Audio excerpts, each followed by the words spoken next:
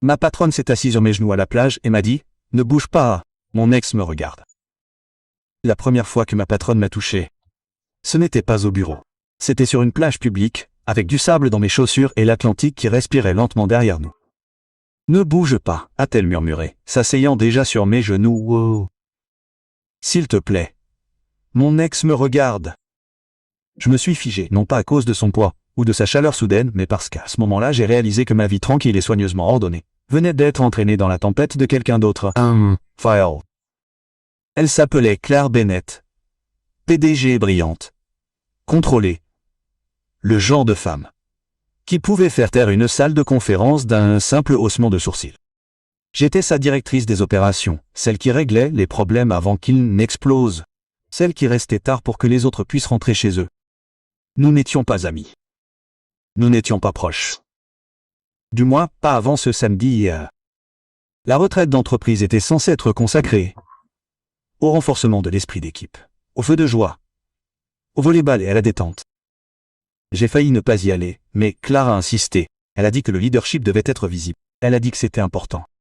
Au coucher du soleil, la moitié de l'équipe avait disparu dans les bars de plage, et je restais là à regarder la marée monter, reconnaissant du calme. C'est alors qu'elle s'avança vers moi, pieds nus, lunettes de soleil toujours sur le nez alors que le soleil était presque couché. Et puis, sans prévenir, elle s'assit sur mes genoux.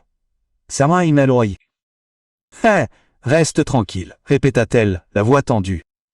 Croyez-moi. Mon instinct me disait que c'était une mauvaise idée. Un cauchemar pour les RH? Un gros titre qui mettrait fin à ma carrière. Mais quelque chose dans son ton n'était ni enjoué ni manipulateur. C'était de la peur. Du coin de l'œil, je l'ai vu. Un homme grand à quelques mètres de là, immobile, faisant semblant de faire défiler les pages de son téléphone tout en nous observant de toute évidence. « C'est lui », murmura-t-elle. « Mon ex-mari. » Je n'ai pas posé de questions. Je ne l'ai pas repoussé. Je suis juste resté immobile. Ses épaules étaient raides, comme si elle se préparait à l'impact. Les gens pensent que les femmes puissantes sont intrépides. Ils oublient la force qu'il faut pour avoir l'air incassable tout le temps. Pourquoi moi? Ai-je fini par murmurer? Elle a ri doucement, mais il n'y avait aucune trace d'humour. Parce que tu es gentille. Et parce que tu ne vas pas utiliser ça contre moi. Cela a atterri plus lourd que son poids ne pourrait jamais le faire. Pendant quelques minutes, nous sommes restés assis comme ça, deux professionnels faisant semblant d'être quelqu'un d'autre tandis que les vagues effaçaient les empreintes de pas derrière nous. Son ex a jeté un dernier coup d'œil, la mâchoire serrée. Serrée, puis se retourna et s'éloigna. Ce n'est qu'à ce moment-là que Claire expira. Elle ne bougea pas tout de suite. Moi non plus. Puis, je suis désolé, dit-elle. C'était injuste. Tu avais besoin d'aide, répondis-je. Ce n'est pas injuste. Elle se tourna légèrement, surprise. Pour la première fois depuis que je la connaissais, elle avait l'air humaine. Pas la PDG, pas la stratège, juste quelqu'un d'épuisé à se ressaisir, mine. Il me faisait me sentir petite, dit-elle doucement. Même après le divorce.